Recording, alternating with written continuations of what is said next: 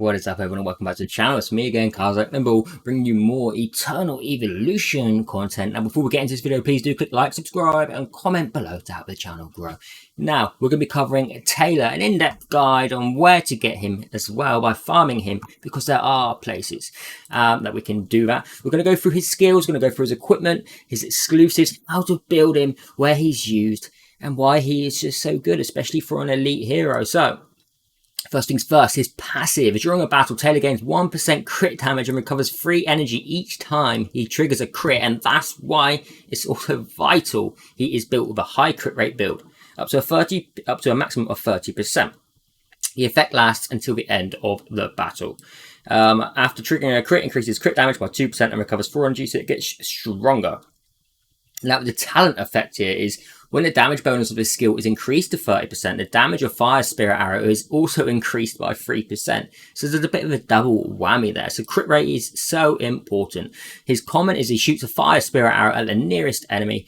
The arrow cannot penetrate enemies, deals 317% attack damage to the enemy hit, and inflicts Tiger Flame on them for 8 seconds. Tiger Flame decreases the crit damage reduction of the enemy by 20%, meaning they're taking more critical damage from our attacks. Obviously, it does increase as we level him up as well. Now, this skill is immediately refreshed when Soul Journey is activated. This effect can trigger up to 3 times per battle. Bear in mind, this is a talent effect, okay? Fire Spirit Arrow is a comment. The user shall shoot 4 Fire Spirit Arrows at a single enemy, each inflicting damage equal to 138% of his attack. The Fire Spirit Arrows shall prioritize enemies that have been affected by the Tiger Flame. So that's nice, because the target that we've been targeting means that our Fire Spirit Arrow is also going to go in that direction.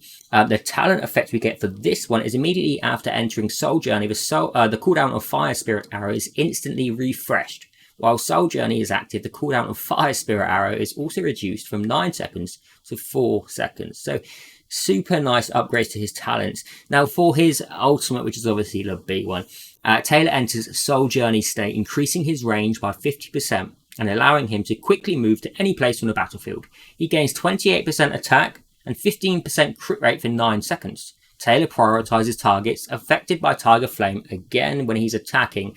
Obviously, this increases, and it does slightly increase the crit rate as well as he's leveled up.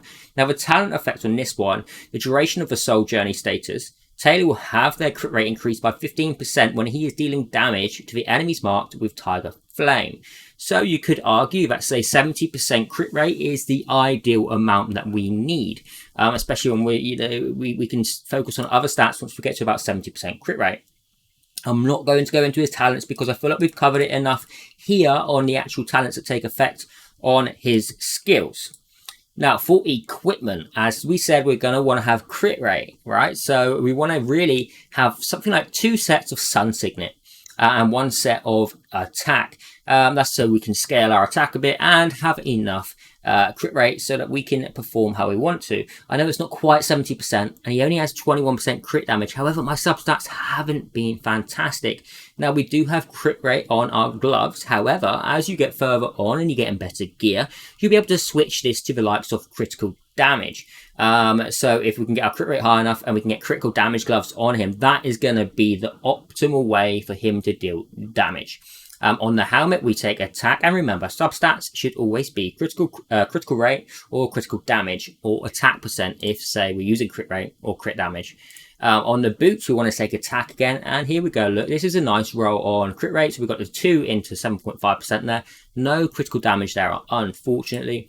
The weapon, we got 1 roll into critical damage and 1 into attack, so it wasn't dreadful. The chest piece, 1 into critical damage, and then the pants, we got 1 into critical damage again. So there are a few upgrades to be had, so you can see how these stats will scale quite majorly. So we need to look at his exclusives. Now, this is another point where you're going to be like, oh, wow, okay, so Taylor's, yeah, I can see now. His passive skill, Inspiration, will be enhanced. The energy recovered after each crit is increased by an additional 5 points, meaning he's going to be transitioning to his ultimate faster and faster, but if he's getting those crits in.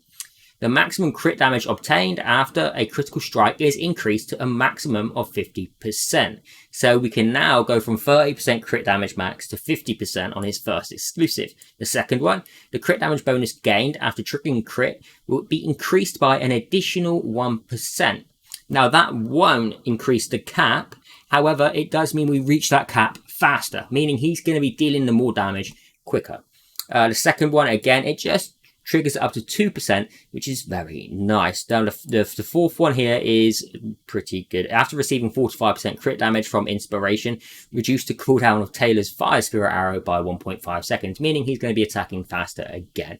So he's going to be very, very, on crit rate build is the optimal we can go. High crit damage, high attack rate. You know the drill. It's not very hard to build. You just need to get those right gear pieces and the right sets as well. So I say it's not hard.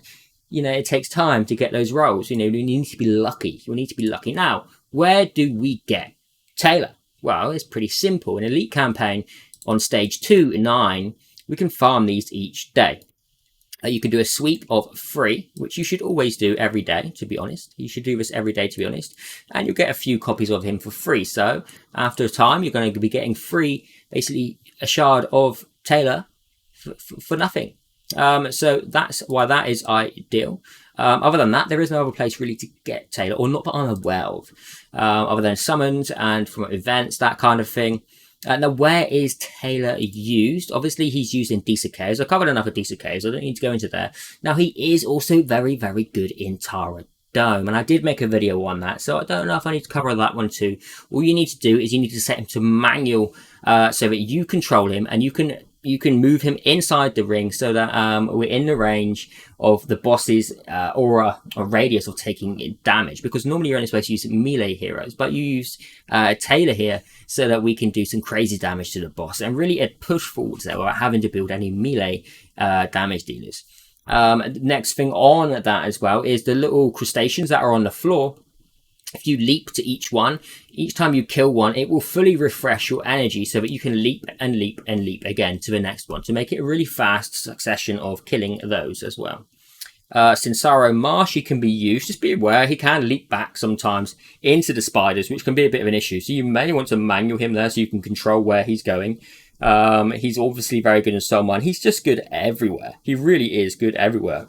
You're going to use him everywhere. There's nowhere that he is really bad. It's just later on with the Triple S heroes, he won't be used quite as much, but he will be great in campaign. He's going to be great for all of you early on. And he's a very, very, very solid elite hero. So where else? That's pretty much it. We can use him in guild attacks as well. He does some very nice damage. Let's quickly go to, have I got any guild attacks? No. Let's just quickly, I have nowhere to attack. I don't want to attack Decent Cave, so that's going to take too long again, guys. Let's just, let's do a Sinsaros Marsh.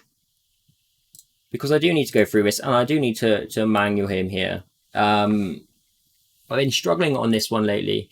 I need to adjust how I'm playing it, to be fair. But you can see him here getting his crits and his attack up. And, bear in mind, he's building up his crit damage at the same time here.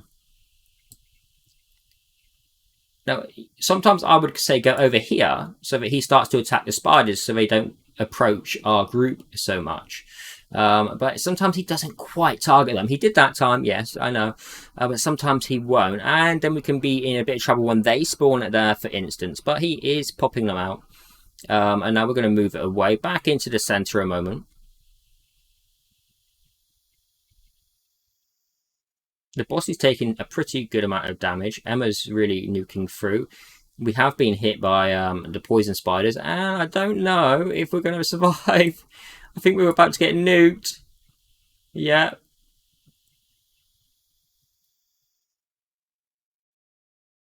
I could do with someone like Ravenna, just to take away these ads easier. Maybe even Carmore to get that fireball going. That can really help in Sinsaros Marsh.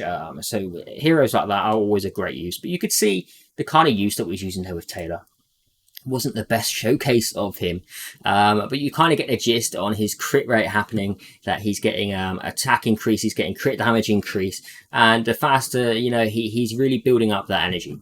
So I'm Cards thank you for watching, enjoy Taylor, and make sure you're farming that elite campaign stage 2-9. Take care everyone.